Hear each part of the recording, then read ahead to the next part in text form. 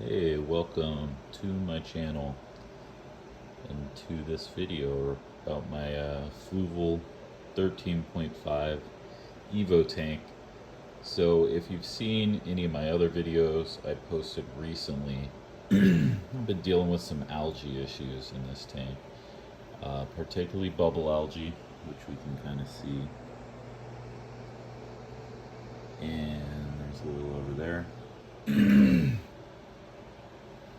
And also with this green hair algae, which at times was actually looking red.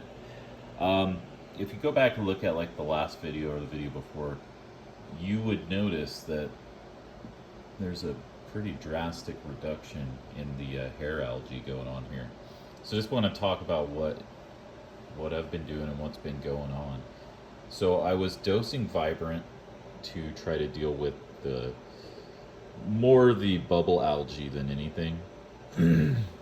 Well, then I was like alerted to the fact that Vibrant is kind of a scam. It's not a kind of biological solution, a bacteria-based solution, but an algicide.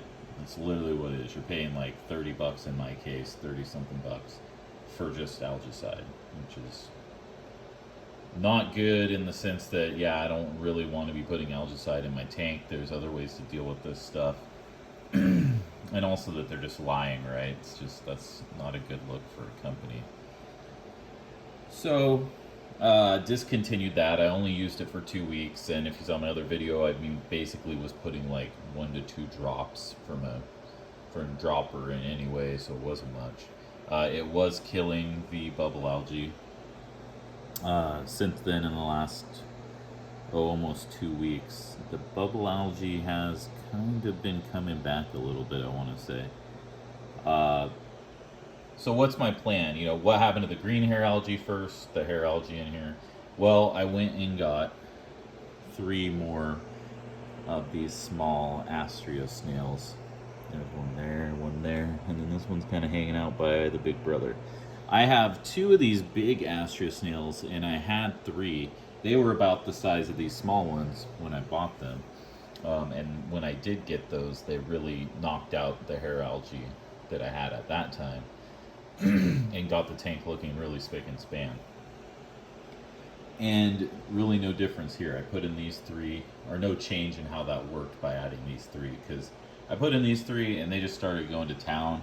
I, at this rate, expect that in, another couple weeks, things are just going to look like pristine in here with respect to the hair algae.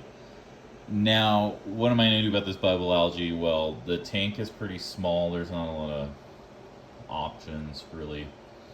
I think it's just going to have to be an emerald crab, and it's going to have to find, like, probably one that's on the smaller side would be my best bet, and let him just slowly kind of take care of the bubble algae problem. And that could take, another couple months, but that's just a kind of safer solution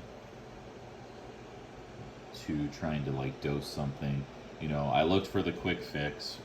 A lot of us do that, and now I kind of learned my lesson.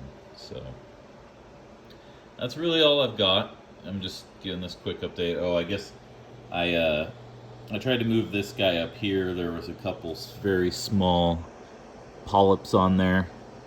They've since died.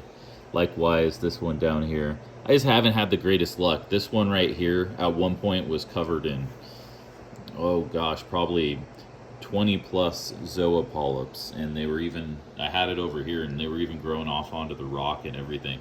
And then they just died. I don't know what happened. Meanwhile, this guy had 2 heads and was like that for over a year, and then all of a sudden now it just has gone gangbusters. I mean, a few months ago this thing was nothing. And then I've got these 2 still. These were all purchased at one time. This one, they've done nothing in a year and a half. If anything, this one might even look like it shrunk a little bit recently. Who knows? I'm